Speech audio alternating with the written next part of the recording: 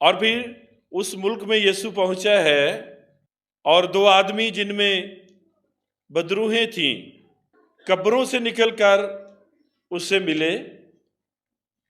اب قبروں سے نکل کر وہ مرے ہوئے نہیں تھے جو قبروں سے نکل کے ملے ہیں، وہ ان قبروں میں رہتے تھے، ان میں بدروہیں تھیں، اور ان کے بارے میں لکھا ہے وہ تند مزاج تھے، سخت مزاج تھے، غصیلے تھے اور تیز رو تھے۔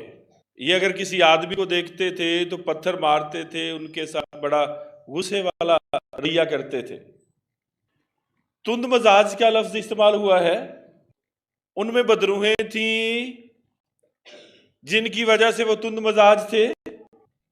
لیکن جس معاشرے میں ہم رہتے ہیں اس دور میں بھی سخت مزاج لوگ اور نرم مزاج لوگ، دھیما لہجہ اور تیز لہجہ، یہ ہر قسم کے مزاج جب اکٹھے ہوتے ہیں تو معاشرہ بنتا ہے۔ اور تند مزاج سے مراد وہ جو تند مزاج ہے یا جو سخت مزاج والا بندہ ہے، جو غصے والا ہے، لازم نہیں ہے کہ ہر ایک میں بدرو ہو۔ ان کی وجہ بیان کی گئی ہے، ان میں بدروہیں تھیں اور یہ تند مزاج تھے۔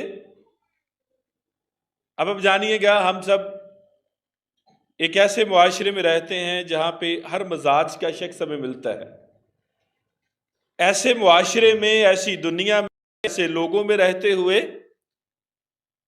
مسیحی تعلیم جو یسوع نے ہمیں دی ہے اپنے شاگردوں کے وسیلہ، بڑی خوبصورت ہے۔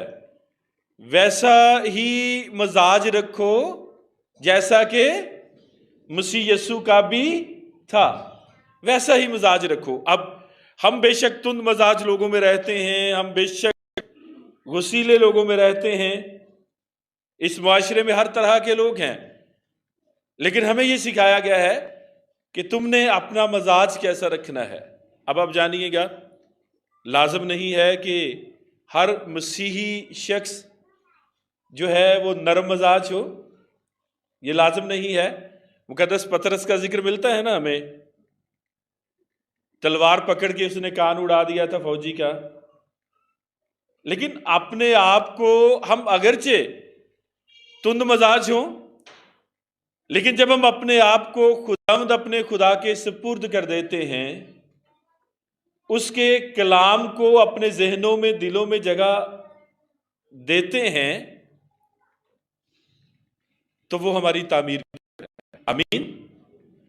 وہ جینے میں ہماری رہنمائی کرتا ہے، وہ زندگی گزارنے میں ہماری رہنمائی کرتا ہے، وہ ہمیں یہ اختیار دیتا ہے کہ ہم اپنے ذہن پہ اختیار رکھیں، اپنے غصے پہ اختیار رکھیں، اپنے مزاج پہ اختیار رکھیں۔ وہ ہمیں یہ اعزاز عطا کرتا ہے اپنے کلام کے وسیلہ سے۔